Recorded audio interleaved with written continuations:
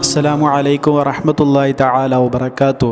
അല്ലാഹുമ്മ സ്വല്ലി അലാ സയ്യിദിനാ മുഹമ്മദിനിൽ ഫാത്തിഹി ലിമാ ഉഗ്ലിഖ് വൽ ഖാതിമി ലിമാ സബഖ് നാസിറിൽ ഹഖ് ബിൽ ഹഖ് വൽ ഹാദി ഇലാ സിറാത്തിക്കൽ മുസ്തഖീം വഅലാ ആലിഹി ഹഖ ഖദ്രിഹി വമിഖ്ദാരിഹിൽ അദീം. എന്തെല്ലാവരും വിശേഷം? റാഹത്തല്ലേ? സുഖം തന്നെയല്ലേ?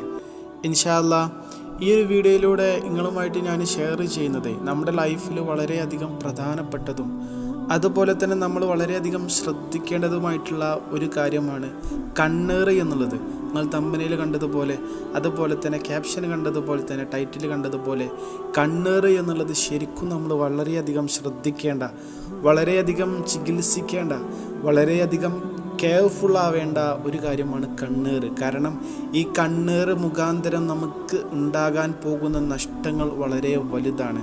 മഹാന്മാർ പറഞ്ഞത് കണ്ണേറ് എന്നുള്ളത് ഒരാൾക്കെതിരെ വെക്കുന്ന കണ്ണ് എന്നുള്ളത് അയാളെ മരിപ്പിക്കാൻ വരെ, അയാളെ ജീവൻ പോകാൻ വരെ കാരണമാകും എന്നുള്ളതാണ്. അത്രയും ഡേഞ്ചറാണ് ശരിക്കും കണ്ണേറ് എന്നുള്ളത്. അല്ലാഹുവിൻ്റെ ഹബീബ് സല്ലല്ലാഹു അലൈഹി വസല്ലമ തങ്ങൾ പോലും പറഞ്ഞത് എന്താ? അൽ ഐന ഹഖ്, കണ്ണേറ് എന്നുള്ളത്, ഇസ്വാബത്തുൽ ഐനി എന്നുള്ളത് അത് വളരെയധികം ശരിയാണ്, അത് സംഭവിക്കും, അതൊരാൾ കേൾക്കും എന്നുള്ളതാണ് ഹബീബ് സല്ലല്ലാഹു അലൈഹി വസല്ലമ തങ്ങൾ പോലും നമ്മുടെ മുമ്പിൽ പ്രസ്താവിച്ച് വെച്ചിട്ടുള്ളത്. അതുകൊണ്ട് നമ്മളത് ശ്രദ്ധിക്കണം. അതിന് പല രീതിയിലാണ് അതിൻ്റെ അടയാളങ്ങൾ, പലർക്കും പല രീതിയിൽ. നല്ല ആക്റ്റീവായിട്ടുള്ള കുട്ടികൾ പെട്ടെന്ന് എന്താ പറയുക, ഡീആക്റ്റീവ് ആവുക, അഥവാ അവരുടെ ആക്റ്റീവ്നെസ് ഒക്കെ പോയിട്ട് അവരാകെ തണുപ്പന്മാരായിട്ട് മാറുക. ഇത് ശരിക്കും കണ്ണേറിൻ്റെ ഒരു അടയാളമാണ്. മറ്റുള്ള ആളുകൾ ഇത് നോക്കിയിട്ട് അവരുടെ കണ്ണേറ് കിട്ടും. അതുപോലെ തന്നെ നല്ലോണം സംസാരിക്കുന്ന കുട്ടികൾക്ക് ചിലപ്പോൾ പെട്ടെന്നാണ്ട് അസുഖം വരും.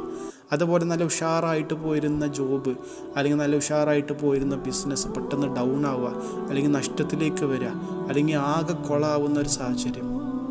ഇങ്ങനെ പല രീതിയിൽ നല്ലതായിട്ട് പോയിരുന്ന ഒരു കാര്യം പെട്ടെന്ന് തലകുത്തി മറിയുമ്പോൾ ശരിക്കും അതിൻ്റെ ബാക്കിൽ നമ്മൾ ഈ കണ്ണേറുണ്ട് എന്നുള്ളത് വിശ്വസിക്കുക. കണ്ണേറിൻ്റെ ഒരു ഭാഗമാണ് എന്നതിൽ നമ്മൾ ഉറപ്പിക്കുക. നമ്മളെന്താ ചെയ്യേണ്ടത്? അതിനുള്ള ഇതുപോലത്തെ ആത്മീയ പരിഹാരങ്ങൾ നമ്മുടെ ലൈഫിൽ നമ്മൾ ചെയ്യുക. അപ്പോൾ ഇൻഷാ അല്ലാഹ് കണ്ണേറിൽ നിന്ന് പടച്ച റബ്ബ് നമുക്ക് ബറാഅത്ത് നൽകും. പടച്ച റബ്ബ് നമുക്ക് ഇൻഷാ അല്ലാഹ് അവൻ്റെ പ്രൊട്ടക്ഷൻ നൽകും. ഇൻഷാ അല്ലാഹ് യാതൊരു ഡൗട്ടും വേണ്ട, യാതൊരു പേടിയും വേണ്ട. എന്താണെങ്കിലും കണ്ണേറിൽ നിന്ന് ഏത് തരത്തിൽ നമ്മൾ ബാധിച്ചാലും, എങ്ങനെ ബാധിച്ചു എന്നുള്ളത് നമ്മൾ ചിന്തിക്കേണ്ട.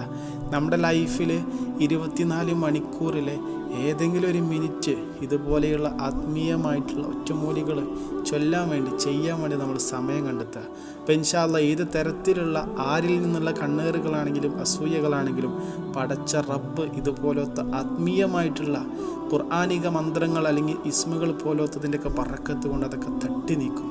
കൂടുതൽ നീട്ടി പറയുന്നില്ല. എന്താണെങ്കിലും ഇൻഷാ അല്ലാഹ് ഒരു ആത്മീയ ഒറ്റമൂലി പറഞ്ഞുതരാം ഞാൻ. കണ്ണേറും അതുപോലെ തന്നെ വേദനകളൊക്കെ സുഖപ്പെടാൻ പറ്റിയ ഒരു ഒറ്റമൂലിയാണ്. സൂറത്ത് ഇബ്രാഹിം നമുക്ക് അറിയാവുന്ന ഒരു സൂറത്താണ്.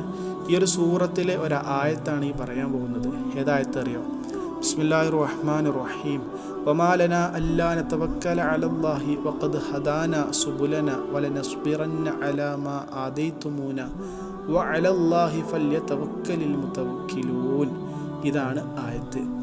ഈ ആയത്ത് എല്ലാ ദിവസവും നമ്മൾ മനസ്സറിഞ്ഞിട്ട് പതിവാക്കുകയാണെങ്കിൽ ഇൻഷാ അല്ലാഹ് കണ്ണേറിൽ നിന്നും അതുപോലെ തന്നെ ശാരീരികപരമായിട്ടുള്ള എന്തൊക്കെ വേദനകളുണ്ടോ, കൈവേദന, കാലുവേദന, മുട്ടുവേദന, തലവേദന, പല്ലുവേദന, കൈവേദന, ഇങ്ങനെ എന്തൊക്കെ തരത്തിലുള്ള പെയിനുകൾ, വേദനകളുണ്ടോ ഇൻഷാ അല്ലാഹ് അതിൽ നിന്നൊക്കെ പടച്ച റബ്ബ് സലാമത്ത് നൽകും.